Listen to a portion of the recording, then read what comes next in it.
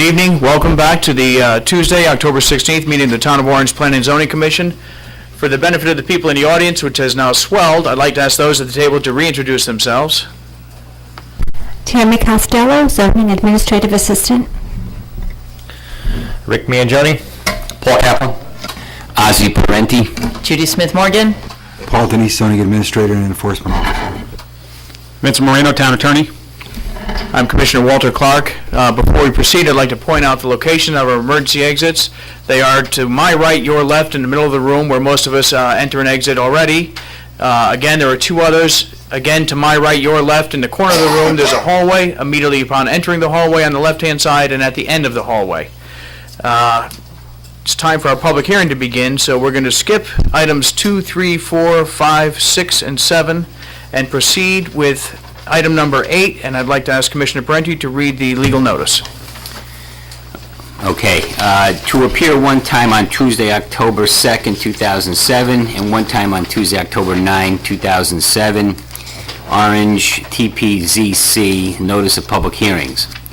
Notice is hereby given that on Tuesday, October 16, 2007, at 8 p.m. at the Orange Town Hall, 617 Orange Center Road, the Orange Town Plan and Zoning Commission will conduct public hearing on the following.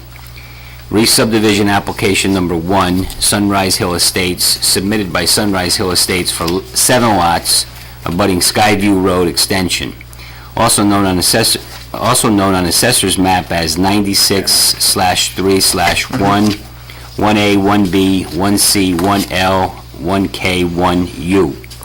For the use of land for 7 lots as approved with very minor lot line adjustments and with independent drainage and stormwater management system. Included in this application is the abandonment of a 266-foot stub section of Sunrise Hill Drive. The applicant also requests a waiver for the maximum length of a cul-de-sac, Skyview Road, as per section 382-23 streets, subsection G. Secondly, re-subdivision application number 2, Fieldstone Village, formerly a portion of Sunrise Hill Estates, submitted by Sunrise Hill Estates LLC for former lots 8 through 21, Assessor's Map 96-3-1, 1A through 1U. These lots will be merged into one large parcel containing 38.6 acres with a stormwater management system independent of lots 1 through 7 of Sunrise Hill Estates. Included in this application is the abandonment of the balance of Sunrise Hill Drive, Goose Lane, and Deerfield Lane. A copy of this notice has been filed with the Orange Town Clerk, dated in Orange, Connecticut, this 28th day of September, 2007. Would the applicant like to come forward?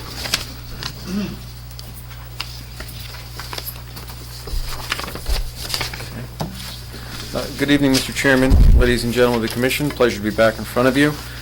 Again, my name is Joe Porto. I'm an attorney. I practice law with the law firm of Perrette, Porto, Parisi, and Caldwell, and we maintain offices in Hamden. I am before you this evening. Mr. Chairman, we have submitted 2 re-subdivision applications. We would like to take them separately. Mr. Chairman, we have submitted 2 re-subdivision applications. We would like to take them separately, if that is okay. Absolutely. Okay. The first re-subdivision application involves 7 lots that abut the proposed, or that abut the existing Skyview Road cul-de-sac. What we propose is an extension on that cul-de-sac. The applicant also seeks a waiver from this commission of the maximum length of a permitted cul-de-sac. The cul-de-sac, as it exists now, intersects with Grassy Hill Road, and that will not change. The 7 lots that are proposed all conform with the regulations, and if granted, they will be built on that cul-de-sac extension 7 single-family homes. Your file already contains, but I have additional copies of, certifications from the Fire Marshal and Police Chief stating that the proposed extension will not negatively impact the ability to provide either fire or police protection. The project traffic engineer, David Spear, is present. and momentarily will testify that the proposed extension will not create excessive traffic upon Grassy Hill Road, which is again, the intersecting street. And also with us this evening is Jeff Gordon, the project architect, but due to a later commitment, I'm going to ask that Mr. Spear appear before you so we can accommodate his schedule, if that's okay. Please, yeah.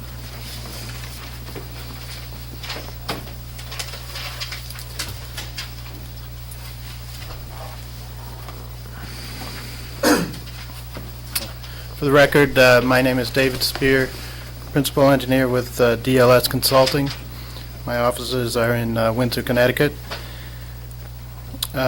Just briefly, the proposed additional 7 lots, I believe there are 12 existing lots on the cul-de-sac. So if the extension is approved for the additional length and then additional lots, there would be a total of approximately 19 lots, building lots with 19 houses. For trip generation purposes, for our normal capacity calculations, 19 lots represents 19 single-family lots represents about 190 trips during a day. That would be 95 entering, 95 exiting. So it's 95 round trips, 190 trip ends. That's for the total street, though, correct? That would be Not the just- total, including okay. the 7 lots. The Yeah. 7 lots by themselves would be 70 trips, 35 each way. Typically, there's about 10 trips per single-family house. That's from the Institute of Transportation Engineers database, which includes extensive information on single-family detached housing. The peak hour traffic is basically about 1 trip per unit during the PM peak hour. So that would represent 19 trips for the whole cul-de-sac and 7 trips for the additional trips due to the new houses. And those split entering and exiting, basically roughly about 2/3 of them go, well, in the morning it's about 15 trips. It's a little bit less in the morning. But it's about 2/3 of the traffic is exiting in the morning, and about 2/3 is coming back at the end of the day. Those numbers, in comparison to the background numbers on Grassy Hill Road, are very modest. Right now, in the morning, there's about 645 trips. Actually, the projected trips, which includes Home Depot and some things that were asked at the other hearing, but including all the traffic, the traffic passing that cul-de-sac is about 645 trips, and that splits about 2/3 southbound in the morning and 1/3 northbound. And in the afternoon, it's about 1,000 trips, and that's split at about 60/40. It's about 400 coming south and 600 going north. That's without the cul-de-sac being included? Those are the background numbers. And then the cul-de-sac numbers, which are very small, would get added to those. But those numbers allow sufficient gaps to enter and exit from the cul-de-sac. The existing, there really will be no difference in the traffic relative to the intersection without the extension or the intersection with the extension. You're going to have an occasional car turn left in or turn out of that cul-de-sac, and there are sufficient gaps will be available in the background traffic to allow them to come out, and they'll be under stop sign control. So obviously Grassy Hill Road will have the right-of-way. So there's really no capacity issue here. These numbers are very small. If you run the capacity analysis on it, variance of 10 or 15 vehicles really doesn't affect the capacity analysis very much. And the level of service will basically stay the same as they are now. I have 2 questions. Number one, first of all, you've been basing your analysis on 7 lots, but in effect, even if the cul-de-sac were not extended, the additional footage that's required, you would still have 3 or possibly 4 lots that could go in there without even the extension. Am I correct, Jeff? I think you're probably better suited to answer that question.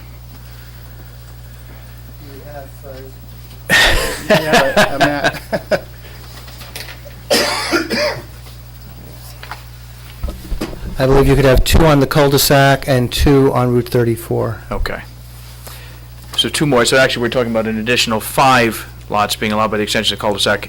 And in your opinion, are you familiar with the pre-approved subdivision that tied these other roads out to Grassy Hill Road?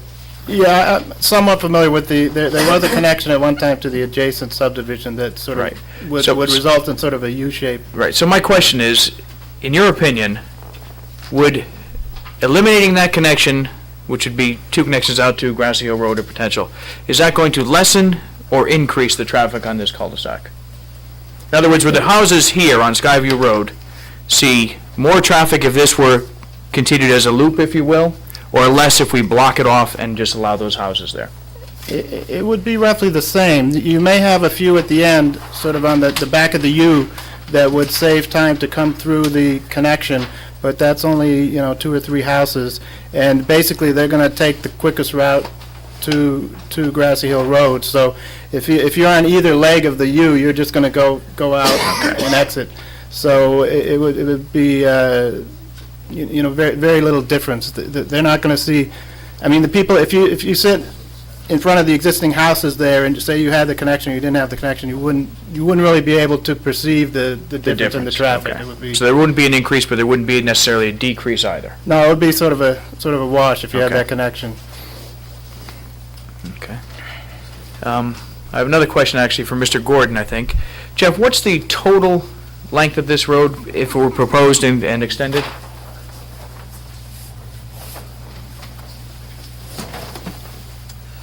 I believe it's somewhere in the neighborhood of, from the edge of pavement on Skyview to the edge of pavement on the end of the cul-de-sac, and we were talking about 7 additional. Okay.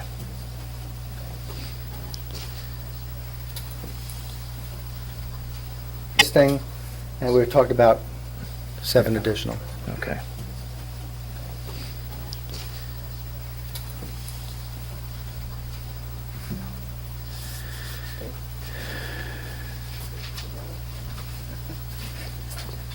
Any more questions?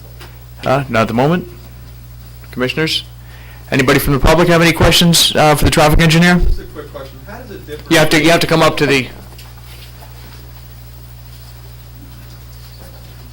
Tom Hutchison, I live on Skyview Road, and I was just curious, when we're talking about an extension of the road, how it differs from the road that's in there now. So so we have an extended road in there, which according to the sign originally had room for 8 lots, and now we're talking about 7 lots, so where's the road going versus what's already there? Again, for the record, Jeff Gordon. Actually, the road that has the binder course and the drainage that's in is the road built as shown there. If you built 1,400 feet, you would be putting the cul-de-sac about another 200 feet beyond the old existing cul-de-sac over here. So we're talking about going from here to there, and originally that connection made an extension of a cul-de-sac a non-existent issue. Also, there was a right-of-way that came through off of Pleasant Hill Road, which doesn't exist. By eliminating that road, that makes that cul-de-sac a standalone cul-de-sac. Before, it was a through road. Okay, so the way we're looking at it now, we're eliminating this, and where the road ends here, now today, there is paved road, there is a cul-de-sac that ends here. Correct. So that's really what we're talking about, is the same thing. Exactly, Not yes. branching off or extending. no, It's further. what It is there what it now is, yes, yeah. Okay, so we're The only approving, reason, as Mr. Gordon just said, the only reason it has to come before us now is because they're seeking to abandon parts of the other road, which would make this a cul-de-sac beyond our limits Gotcha. that we allow. understood, thank you. Thank you. Are there any other questions or comments from the public? There being none?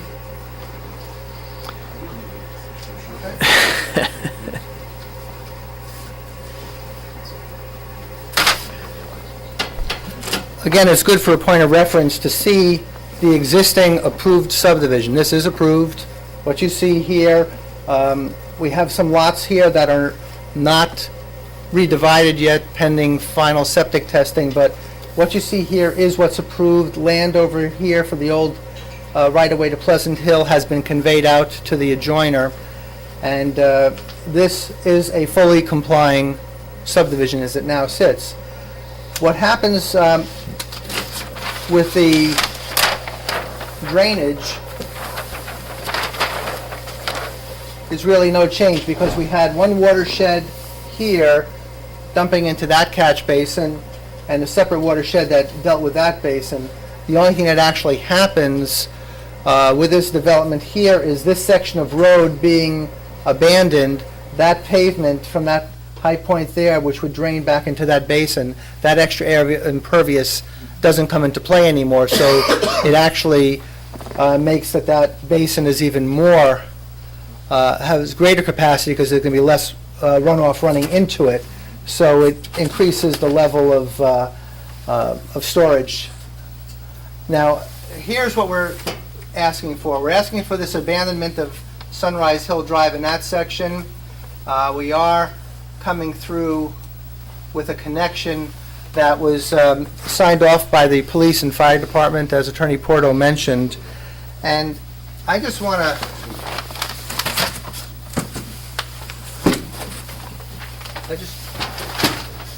would like to talk about cul-de-sacs a little bit. It's near and dear to my heart. A little history in the town of Orange up until I first started working in the town back in the very, very early 1980s, and the regulations at that time allowed for a 1,200-foot cul-de-sac. And with the requirements of 100-foot frontage at that time, you were able to put 12 houses on each side of the street, plus one pie-shaped lot at the end of the cul-de-sac. So 25 lots would be ostensibly what we could get on a cul-de-sac that needed no special consideration. And that functioned very, very well over many years in the town, and we knew that the traffic was handled there. Williamsburg, road off of Racebrook up on the Woodbridge line, is a cul-de-sac of great length. And I was trying to remember the other one, Cedarwood Drive. Riverside Drive is well above the Yeah, 1,200. Well, yeah, and then Cedarwood Drive came off of another long cul-de-sac off of Grassy Hill Road. And these are roads that we know historically the fire department and police have had no problem with. We know how much traffic can be generated by these maximum 25 houses, and we've all lived quite well with it. When there was the move to update the subdivision regulations back a few years back, one of the things that took place was making the lots larger and making the width of the lots from 100 feet to 150 feet.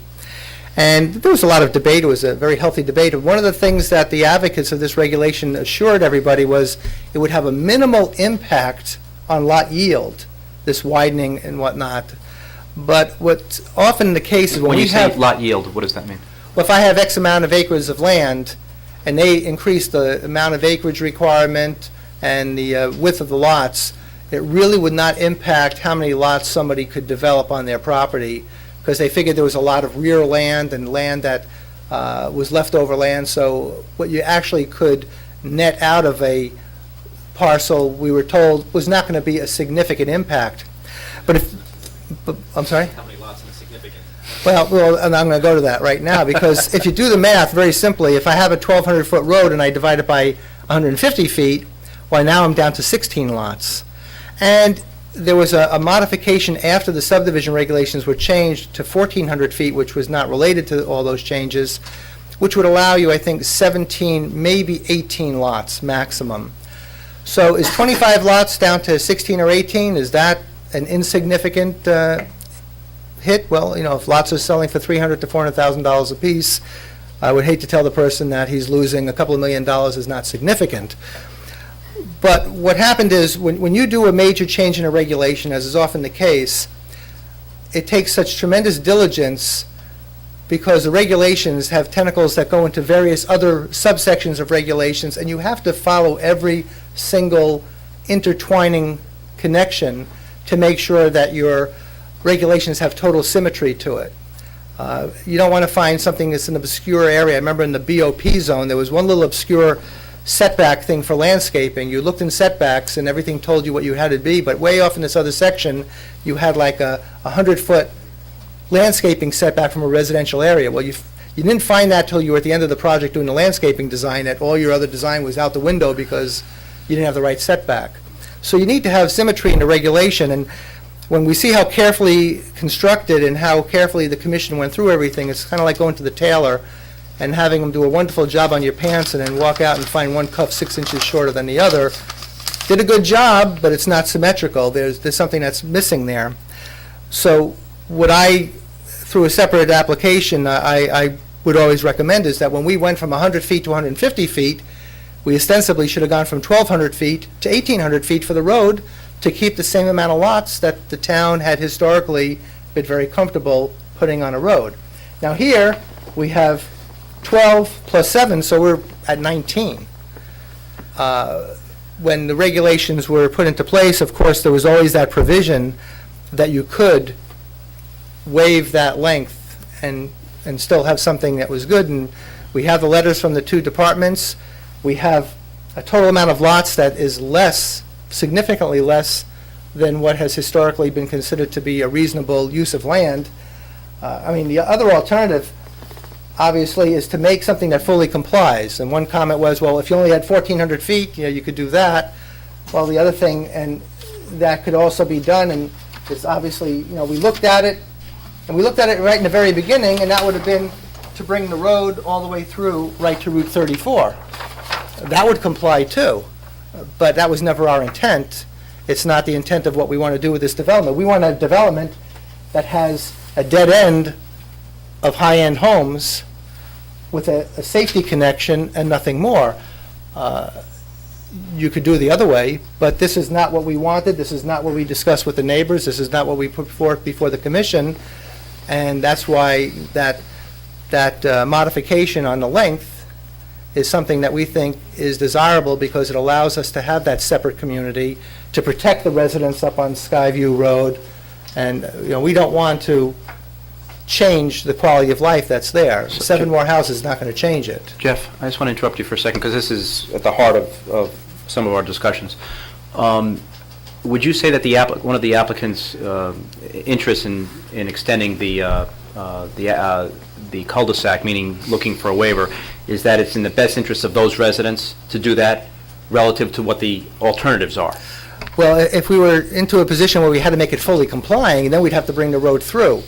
And we went and we talked to the neighbors. We don't want to do that. We And told them we when don't you want to say do the that. through road, I just want to be clear, we're not talking to 34, we're talking about a road that goes around the entire complex. No, we're talking about, absent that road there, to make a through road that fully complied would actually bring it to Route 34. But one of the alternatives would be exactly what you described, would be to keep it underneath 1400 and bring it in and bang it in right in the middle of the road there. That, Well, no, I'm just saying that it would I don't be... think that, I think what Mr. Gordon is saying is that they're not going to abandon the opportunity to develop these other lots. That Right, so if push came to shove, they're going to try to push out to 34. You mean the out parcel, when you say develop these other lots, you mean the out parcel? to or- develop 7 lots To there. develop these 7 lots, yeah. We can't, when we abandon all these roads here, we obviously cannot bring a town road through there and start the new dimension at that point. So if we can't do a complying cul-de-sac, the only other thing to do is do a complying road. And the complying road would be out to Route 34, but it totally changes the character of what we want to do. It totally changes the character of what we've discussed with our neighbors there. It would, from a planning standpoint, I think it's the wrong thing to do, and that's why there are these provisions in your regulations for you to look at and say, from a planning standpoint, yeah, you could bring the road through there and it could comply, but here's a case where we can really maintain the quality of life for those people there, and this is the type of place where we apply such zoning relief. I think another point, and correct me if I'm wrong, but you had mentioned this little piece here as an emergency exit, but for purposes of our deliberations and discussion, this is merely an easement, correct? This It's just an piece here- easement. Well, actually, this piece here is fee simple, Part of the out part, or... part of this other parcel Right. here, and in order for you to be able to do that extension, we are obligated to provide something that would satisfy fire and police. And Understood, this yeah. is what they wanted, and this is what we've provided. Correct. So what I'm basically saying is, there are planning reasons for this that we put forth. There's other options that we think are not anywhere near as good as this.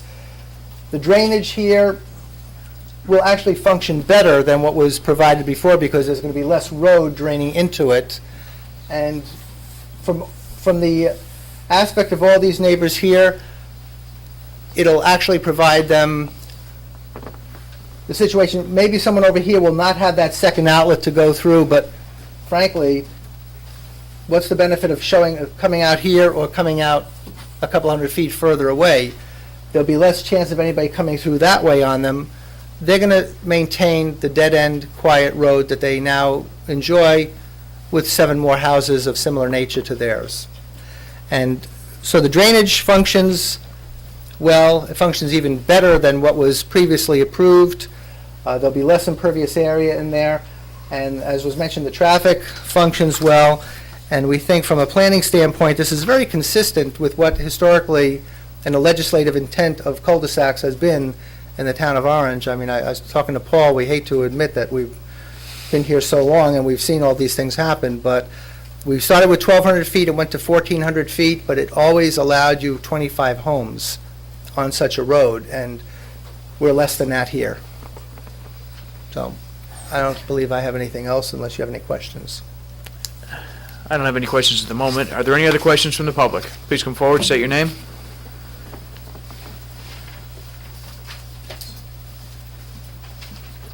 Tom Sullivan, Skyview Road, this house here.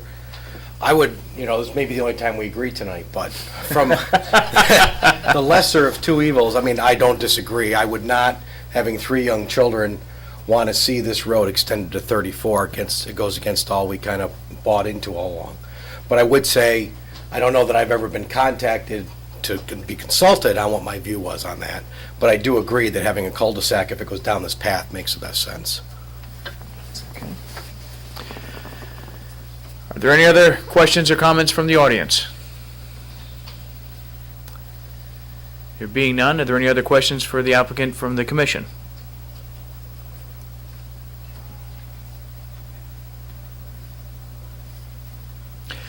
Do we want to hear the second application before we decide if we're going to close this public hearing or not, or do we want to keep this public hearing open until our next meeting in case anybody else comes forward? What's the feeling from the commission as far as this public hearing goes?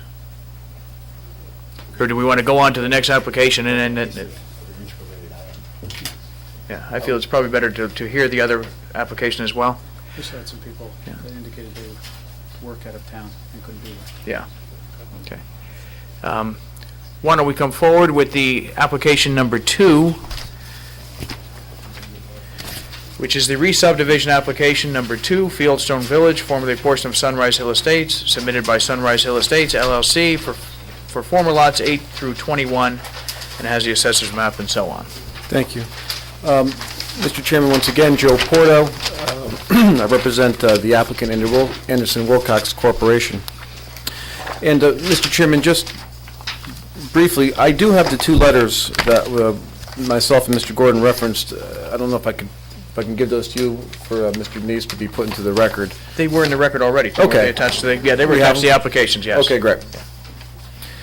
Mr. Chairman, the second re-subdivision application submitted by Anderson Wilcox is for a large parcel that is referred to in the notice as Fieldstone Village. This application seeks to abandon a network of roads which previously served the approved subdivision of single-family homes that Mr. Gordon already touched on. This application as submitted does not involve the development of the active adult community. What is submitted is a proposal to merge approximately 13 lots into one large outparcel of approximately 38.60 acres. And by way of background, but I believe a lot of this has already been covered, the applicant acquired this site from the Hine family in September of 2005. Since that time, the applicant obtained approval from this commission to develop a residential, single-family home subdivision of approximately 24 homes.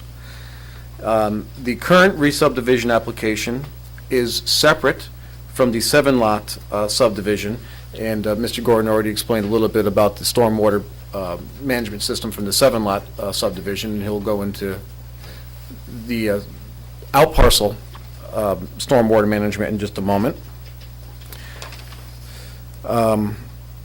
And I guess, I do have some other comments, but I guess I'll reserve those for closing or questions and allow Mr. Gordon to come back up.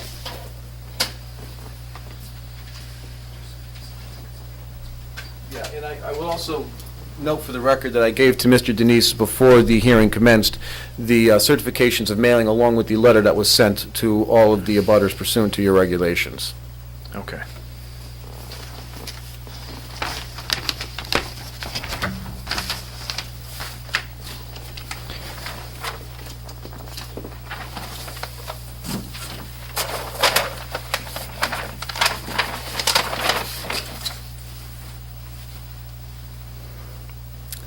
This one's a lot easier.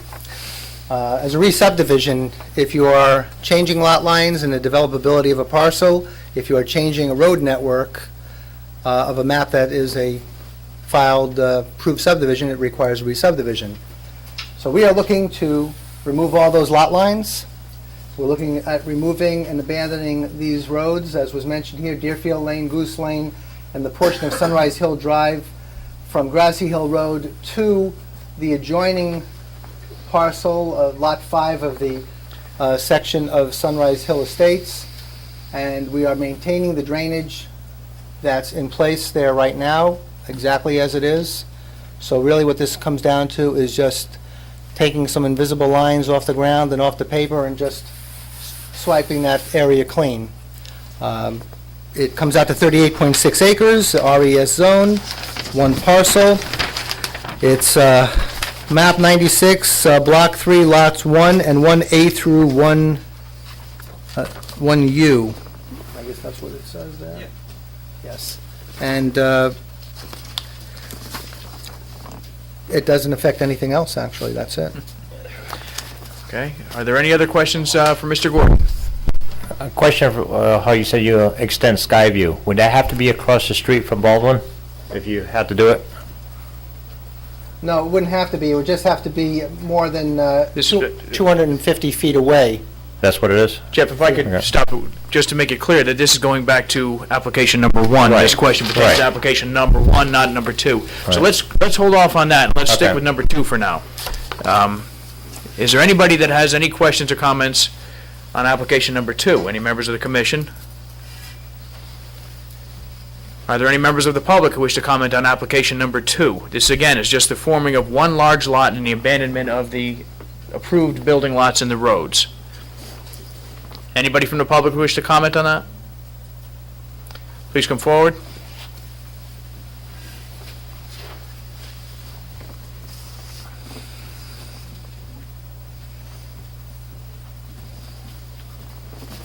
Tom Sullivan again. Maybe I'm trying to understand the whole process here, but from understanding what you just said, this is just going to be approving it as one big zone. That's so to correct. speak. One lot, not One even, lot, it doesn't excuse affect me, the zone, one lot. correct. So, but what does that mean tomorrow? I mean, obviously, we all know ultimately what the intent is prior, I assume, to approvals for an adult community center or whatever it's called. After the last meeting, I'm confused as to what it's called. But what does this mean by I guess the town approving this now, or the zoning board, excuse me, allowing this to be one kind of lot? I guess I can answer that in 2 parts. When we deal in our administrative capacity, we're not allowed to look at something like this and think of what might be. We have to deal with what's in front of us at this time. So Okay. from our perspective, the only question before us is, do we approve this abandoning of these lots? Now, as you alluded to, we know there was an application out there, I'm assuming it's going to come back to us, but that is not before this commission at this time. So really, the only thing that we can deal with when we're entertaining this application is just the creation of one large lot. Right, so there's, at this point, I would presume at this stage, not a lot of sense in going into dialogue about what one believes or not believes as to what ultimately the site will be used for. It actually wouldn't even be allowed because it's not on an agenda, not on Gotcha. our agenda tonight. All right, So okay. it's- One yeah. point of clarification. The underlying subdivision that exists now, even with the approval, that underlying subdivision would remain intact until we file the new map that dissolves that. Okay. All right, so then, so for future dialogue purposes, it's another meeting, another time to talk about what the use of the property may be put forth to the committee to discuss, vote on, approve, et cetera. Correct. Correct, okay. Yes. All right, Yeah. so I guess, I mean, from this viewpoint, I guess I'm disappointed, maybe I can say this without causing, I'm disappointed that the town would permit the abandonment of the project as it was currently laid out, based on, quite frankly, what a lot of the neighbors on Skyview Road, and I can only speak for myself, and not many are here, but what we thought was going to happen and what was going to be a development for the entire community locally here as far as homes respective to the same size as the homes we built when we bought our homes, thinking it was going to be farmland, and then it got converted, and understandably, they can do that. It's their property when they sold it to the developer, but I'm just disappointed now that it may change. Mr. Sullivan, if I could ask a question, sorry. By all means. Are you saying that when you bought your place on Skyview, the plan for the 28 homes was already in place? No, sir. No. No, sir. I bought my home prior to, when Mr. It was Hines just a still owned the farm. property. Okay. Yes, sir. Yes. I have a question. Mr. Gordon made the statement, or maybe Mr. Porter made the statement that all the notice has been sent out by certified mail as required by regulations, and you stated that you were not notified. Did you receive the certified mail yet? Oh, no, I received the mail if you're referring to this meeting. Correct. Yes, Okay. sir. I Okay. received that notification of this meeting, yes. Okay. I was referring to earlier to his comment about talking to residents at some point in the past and getting their personal views on this road. I think that was a separate issue that the developer did outside of our regulations. Oh, no, I and understand. requirements. Yeah, I was okay. just making the Okay. comment that being on that road, I wasn't consulted on that Okay. point. That's all. Thank you. Thank you. Just for the record, we did have a meeting with some of the neighbors, but unfortunately, it turned out on a day when there was a horrific rainstorm just swept through the area probably about an hour before the meeting, so it kept the attendance down to maybe 4 or 5 people. Again, I'll ask, are there any questions or comments from anybody in the public regarding either of these two applications at this point? Please come forward, state your name.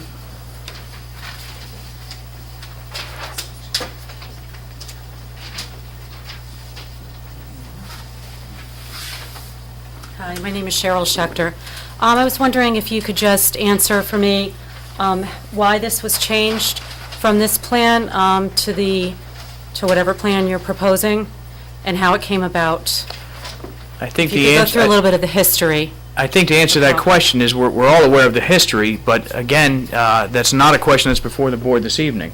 The question of the board, that's before the board this evening is, do we agree with the extension of the Skyview Drive? Right. And do we have any problems, or do we agree with the separation of that one large lot from the other?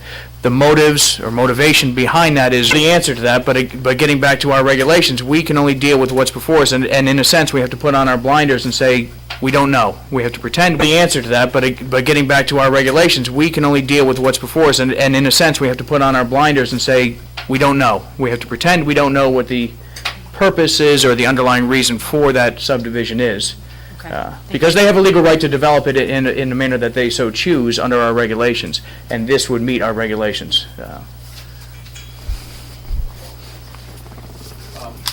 Mr. Chairman, just in terms of responding to that last question, what we can say is that relative to the 7 lots, it is our hope that we can move forward with that part of the project. There are people that are interested, and the project remains somewhat in a state of limbo, if you will.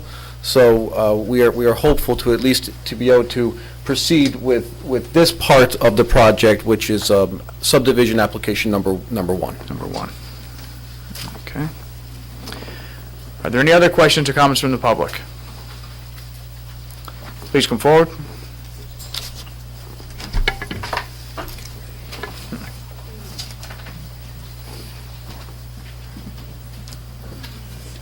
Mitch Goldblatt, 291 Drummond Road. Just a question once again for clarification then. What this body has approved in the past on this parcel of land, specifically what's the re-subdivision number 2, Okay. I thought there was an approval, and you're saying now that's not an approval. Just want to make sure everyone's clear there that... is It's not a site plan approval, the zoning regulations have been amended. Okay. Yeah. To allow us That's what to people need use. to hear is where we're at with this whole process. So Right, but that's a zoning regulation. We didn't change a zone, we changed Okay. our regulations. So zoning regulations have been changed. Correct. Per this board. Correct. But a site plan has not yet been approved for this parcel Correct. number 2. Okay. Yes. That's correct. Thank you. Yeah. Please come forward.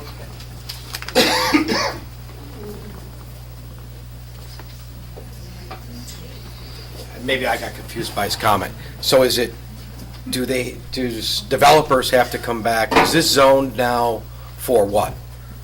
In other words, it's not zoned for commercial, I presume. It is zoned for its residential permit, Right. which it always was. Right. And then we added a portion to our zoning regulations Okay.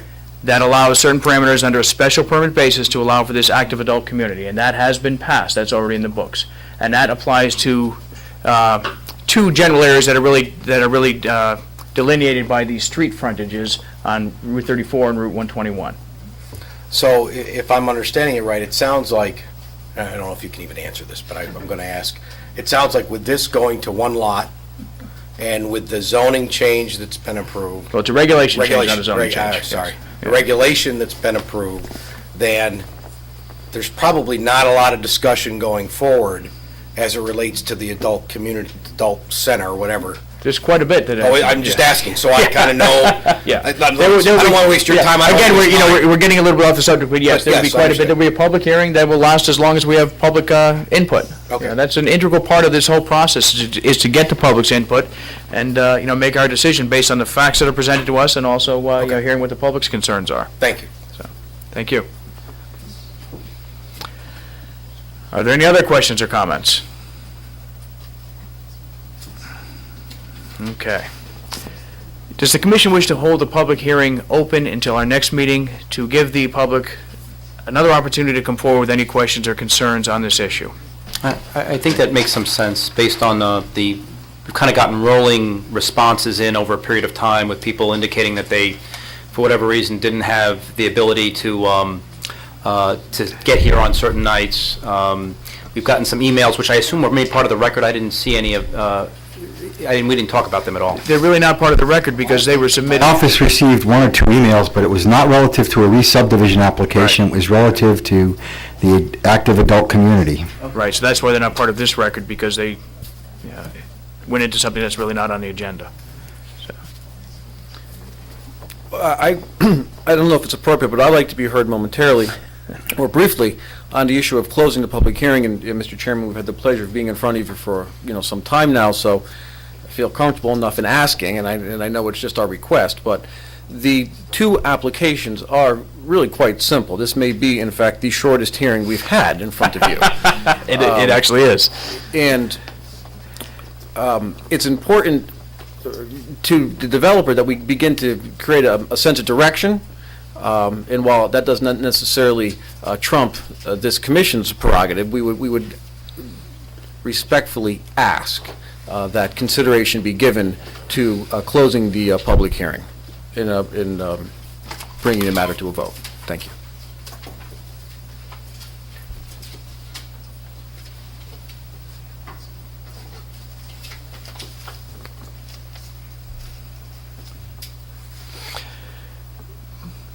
Well, does the commission wish to keep the public hearing, close the public hearing, and we can begin our deliberations at our next meeting? We have quite a few items on the agenda that we can, excuse me? Close the public hearing, but we don't have to take an action this I evening. think that, there are quite a few people here. I'm assuming that most people don't want to comment. Mr. Chairman, at least you have the luxury of time. You have, the application is new, so you're not under any time constraints. You have, your next meeting is scheduled for November 7th, which is a Wednesday. For those who are used to Tuesday meetings, it'll be a Wednesday evening. And there are two ways of proceeding. One is, it appears that the notices were proper, that we have copies of the green cards, that everyone received notice that was entitled to notice. Everyone so had the opportunity to come out tonight, but we had a sense from the residents of the area that they, for whatever reason, couldn't make it down because of other conflicts. So by leaving it open, you're being generous to them so that they can come down at that time and give any input that they may want. The alternative could be that you close the public hearing tonight and continue it for deliberation, but by doing that, you're foreclosing those individuals the opportunity. If you keep it open, you open it up at 8 o'clock on November 7th. If they're here, they give their input. If they're not here, you close it at that point, and you deliberate. So you're not losing much by That would be my suggestion, that we keep the public hearing open. That gives the, if Give the if residents there's no another public input opportunity. at that time, we can close the public hearing immediately and begin. That would be my suggestion, that we keep the public hearing open. That gives the, if Give the residents there's no another public input opportunity. at that time, we can close the public hearing immediately and begin our deliberations. So their time is no different. And I think that's the approach I'd like to take, if the commission's in agreement. I don't think we need a motion to that effect, correct? No, it's just continued. Yeah. Time frame we're fine with? Yeah, this is new, so. Okay, so the commission decides that we'll keep this public hearing open until our next meeting, which is Wednesday, November the 7th. Again, for all the members of the public, we'll be meeting on Wednesday instead of Tuesday in November. You're all set, I think. Okay. At this time, I'd like to take a brief recess. Good evening, welcome back to the Tuesday, October 16th meeting. We're returning to our regular agenda items. The next item on tonight's agenda is an update on the Marsh Hill Road, Edison Road Development Study, and Paul can bring us up to date. Yeah, we did receive a letter of concern from the Economic Development Corporation, and that was that we interview and more than just the two candidates that responded. And what we're going to do is post a legal notice in the paper. I think I was out of the office last week, but I think we got approval from the board, from the finance department to do that. We will be reimbursed under the grant program for the cost of that ultimately. Okay. Paulie, what was the, I'm on the board for the Orange Economic Development Corporation. At the last meeting, last Thursday, they mentioned this, the grant, and one person raised the issue, if the cost of doing the research is in excess of the grant money, who would pay for that?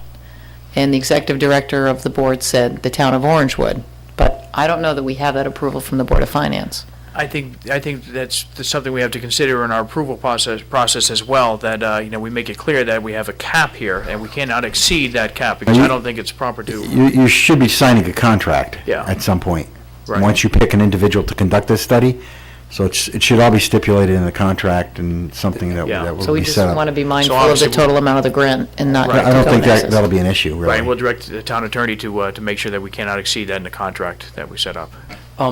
there were two people that responded initially? Yes. Were they not qualified, or? Yes, they are. However, I guess there had been discussions with the Office of Policy and Management on the state level, and they would feel more comfortable if we had more individuals to. I don't know what the exact number is, but they would. We worked out the scenario of at least putting a legal notice in the paper and probably.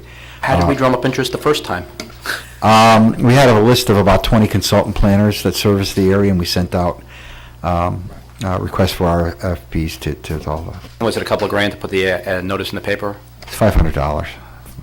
Thank you, Paul. The next item on tonight's agenda is a request for modification of a site plan approval submitted by property owner Ken Ginsberg for property known as 307 Racebrook Road, which is formerly the Recreation Showroom. That will be carried over to the next agenda. Thank you. We have a review of the minutes from the September 18th meeting. I had no corrections or comments.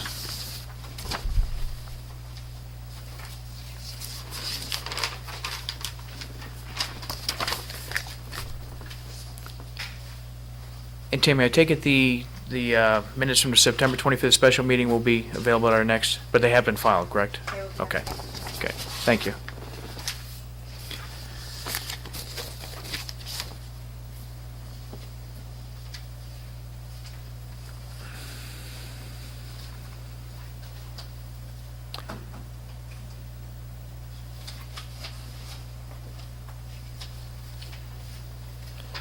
Are there any questions or comments or corrections to be made to the September 18th minutes? The only thing I wanted to ask you, Bo, was on the top of page 6, and this may be correct, I didn't recall you stating your disbelief that a typical Orange resident could sell. That statement there, I just wanted to make sure that was accurate. Is that, in fact? No, I did not say that. No, thank you for picking that out. It was actually, that's where I was pushing to 67% because I felt that that would make it that a typical Orange resident could sell their home and make a parallel move into this development. I think that would ensure that, my point was that would ensure a more parallel move to our current residents. that sentence that begins, "He stated his disbelief," that, I think that is probably not correct. Yeah, I think it should be stated his belief. Thank you, Ozzy. Was this the same night the other didn't pass majority vote?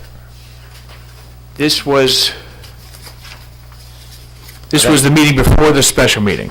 So this is when we did the original voting that we had to rescind. Okay.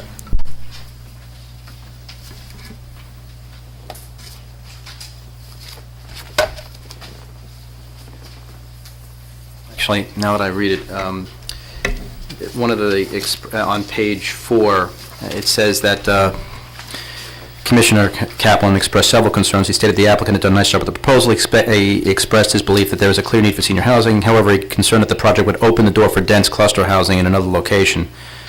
Well, I guess that's fair. I was talking about the sewers being used down the, that there would be further development. I guess that may be the thing that I did say. I don't remember, but I didn't realize that I had indicated that I was concerned about cluster housing as much as I was concerned about further development. So you want to, I guess that covers it.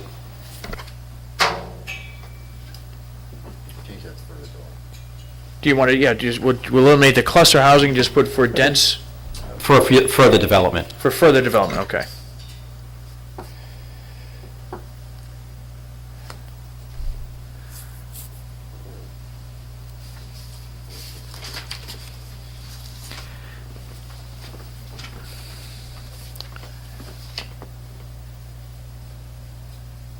Any other corrections or changes?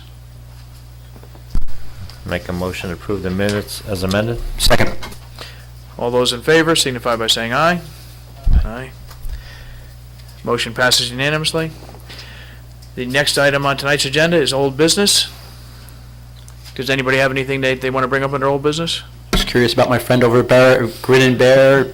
My wife calls it Grin and Bear. What's it called? I made a walkthrough. I was out of the office last week. Got sick, but the week before I made a walkthrough, and there were 2 items that needed to be done. They needed the numerical property address up on the top of the sign, and they were installing their landscaping last week. I'm going to be making the final inspection on that tomorrow. So hopefully and then it's just up to them because they've done all the facade work and they've done everything else that they needed to do. And so the landscaping was the last item, and it was supposedly went in sometime last week. Thank you, Paul. I have one other item under old business is that we're continuing the sign meetings. Did you get an email from Paul Grimmer? Next meeting is September 24th at 25th. 25th? Okay. October 25th. October Yeah. 25th, rather. 9 a.m., that's a Wednesday morning. I'll send you a copy of his email, or I'll give him a call tomorrow, but, so we're continuing that. I think there's been great strides made in Paul's enforcement efforts there in the program that he's done. I've had a few calls about signs being placed out on weekends, and still trying to address that. Well, one of the things too, well, we'll get into it another time, but I did speak to the town attorney because one of the members of the study group, I'll call it, had asked about having a private citizen go out and take pictures, and then we can do an enforcement action that way, and the town attorney said that it is possible. There's certain parameters they have to deputize somebody, but we're going to look into that as well. I mean, obviously, we can't expect Paul to be out there 24 hours a day, every day. So we're looking into that. We have a volunteer that already said they'd do it, so. So we're proceeding They there. tend to spring up on the weekends when Well, the I guess fall they're is kind of, off. some people are catching on to the fact that, Just one other item, and this has to do with a particular violator on the post road that I fined $300. That's LA Fitness. When we confiscate our signs the first time, the individuals have the ability to go get them. There's been one violator who has violated our sign regulations and also put up manned displays on the post road at various locations. I had stopped them from doing it on one day approximately 2.5 weeks ago. It was LA Fitness. They were placing a tent up near the Sprint mobile store. And I'm not going to have the highway department guys fight with somebody over taking down an item. But if it gets in the truck, it's gone. So I said, listen, I'll let you take down the tent this time because the highway department was on the way over. I was not aware that they were inside the Sprint store and were ready to man the booth because, I would have told them to take it down. But at any rate, I told them that the next time they would be fined. I said they've been consistently violating the regulations. So they put their tent back up along the Boston Post Road right right in front of their premises at the Sears Shopping Center, a former Sears Shopping Center. Got the Public Works Department out there, confiscated the tent. So at this point, I was not going to get, because of the numerous violations, and at least 2 or 3 times they were given written violations. I was assured last time when I released the tent and various signs to them that this would not occur again. They've had numerous sign violations, more than any other merchant on the post road. So I locked the tent in the Public Works garage, and I said, I'm also fining you $150 for each incident if you want your tent back. And I offered them the means of either appealing my decision to the ZBA or through the citations officer, or to even appear before you. But I also let the Selectman's office know about that. But, I think they've become 2 times I had to get the Public Works Department out there, call them off a city job. 2 men, and I'm sure it took them at least 40 minutes to get out there, lock up the tent, and then that's cost to the taxpayers. And in light of all of the various warnings they were given, I don't know how many verbal warnings on the phone, I wasn't about to reduce that fine, so, and they didn't show up tonight, so. I think if anything, we increase the fines. Maybe we should sell the tent to recoup some of the money to pay for the highway department. Well, anyway, that's the status of that one item, and I did inform the first selectman about that as well. Thank you. Actually, I've got 2 questions. One that generates from that, I might as well ask that one. What happens to the tent? Well, normally, these signs stay, for a first-time violator, the individual, and this is a process that was set up with the town attorney, can go to the Public Works TP where the sand is stored, and their signs are just laying out there, and they can get them again. If it happens a second time, the signs are not returned to them, and there's an infraction summons that's issued. The second thing is, I didn't want to bring it up during the... After a 3-week period, those signs are destroyed. I didn't want to bring it up during the public hearing. I didn't think it was necessarily appropriate, but I've heard that there was cease and desist or some kind of enforcement action that you took against this applicant on the subject property. I just wanted to know what occurred. There was a letter written to Anderson Wilcox. They were processing some earth materials on site, and some of the materials were emanating from, were not emanating from that project, were emanating from off-site. I don't know what that means, Paul. In other words, they were taking material from an outside source, Bringing it in not process from the onto their farm. subdivision, to process. What occurred? You sent them a letter. Was there any response? Yeah, they said they wouldn't do it anymore. I made follow-up inspections. I was not out there last week again. I was out sick, but I'll make some continued inspections this week. Who had complained? Were there residents that were upset, or? I received, I think, There was a letter that There was was a sent. letter in our I got a copy, packet yeah. that people complaining dust and stuff were going all over their house. No, but there was, somebody went into your office, I believe you sent me the copy of the memo, that somebody actually contacted you, I think it was. It doesn't matter, it was. can't recall. Yeah. When they remove quite a bit of fill, I mean, I know other towns, they get a percentage per yard. Does Orange get that? I mean, like in back of my office, Seymour gets 5 cents a yard, and they take out hundreds of thousands of yards a In year. some cases, we have, Right. where it was being used, or I don't want to say, it was being excavated for sale. That was not the case here, and we didn't stipulate that, but we do have the ability to do that. I know they're going to be taking out 120,000 yards and selling that eventually. I just wondered if there We was... do have the ability I can research what Okay. that fee is. Would that be at the site plan? That would probably get the earth materials and fill, wouldn't it? Yes, it would. Yeah. You do have the ability to do that. I'll research that for you, Rick. Because I know most of the other towns, they do that. We do have the ability to do that. Okay. Paulie, have we done it before with other applicants? We haven't done it with all other applicants, but we have done it with some applicants. It's got to be quite a bit, not a little bit. Well, I think the case is, and obviously we'll discuss it at that time when it's more appropriate, but I think the case is that you can directly tie that to costs that could be incurred by the town as well. Dust and wear and tear on the roads and everything else. So there is a reason behind it, not just a moneymaker. It's actually recoup some of our costs and quite frankly, Paul's time going out to the site and so on. But again, we'll address that when we have the public hearing on that issue. The next item on the, would that be a public hearing or a site plan issue? I'm not- For a special permit, that would be a For the public hearing. materials, Public hearing, yes, okay. We'll go on to new business. I'd just like to touch base on Mr. Gordon alluded to the fact that he submitted an application to Paul, or I guess partially submitted an application to Paul, about the cul-de-sacs. He's asking that we waive the application fee, just as if the commission were to consider a change. Obviously, we don't pay ourselves, don't pay the town. What I'd like to ask Paul to do is submit copies of the proposal to the commissioners so that we can look at them, and in our next meeting, we can decide if this is an avenue we want to go down, and if we want to, if this is something we want to pursue, and if so, if we want to waive the fee or not, or... How much is the fee? I think it's about $550. That I'll to you tomorrow. I think it's important to realize, too, that this is not in, although it's tied in with a couple of different projects that he's working on now, this is something he says, kind of came to light really after the frontage change is really what prompted this. There are obviously applications that it applies to, but his reasoning for this proposal is based on the frontage and the amount of homes on a cul-de-sac. Yeah, no, he made some, I think he made some good points that, as he said, there are so many different tentacles to the zoning regulations, you don't know where everything is symmetrical until you run into something that's a square, that shouldn't be. And I think his point was well taken, that, the overriding concern when you have a length of a cul-de-sac is the amount of houses that are exposed to different threats, if you will, from fire or police that are on a cul-de-sac. And if, as he stated before, theoretically you could have put 25 before, now you're way down from that, and the concern is the homes, not the length, so to speak. So it's worth looking into it, and again, I'll ask Paul to mail out copies of that so we can, or perhaps you can just email them to us. And then we can look at it and decide at our next meeting. Okay.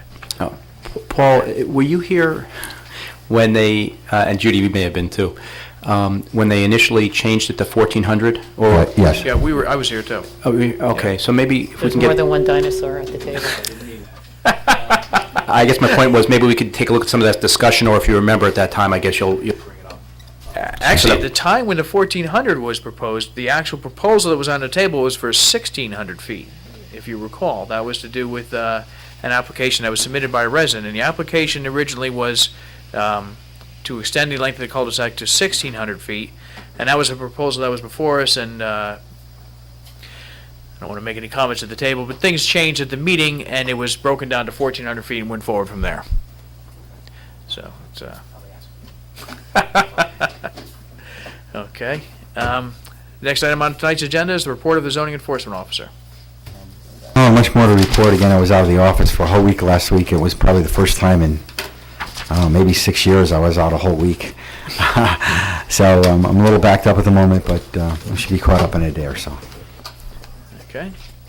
Are there any questions or comments for Paul? If not, do we have a motion to adjourn? Move to adjourn. Second. All those in favor signify by saying aye. Aye. Meeting's adjourned at 9:15.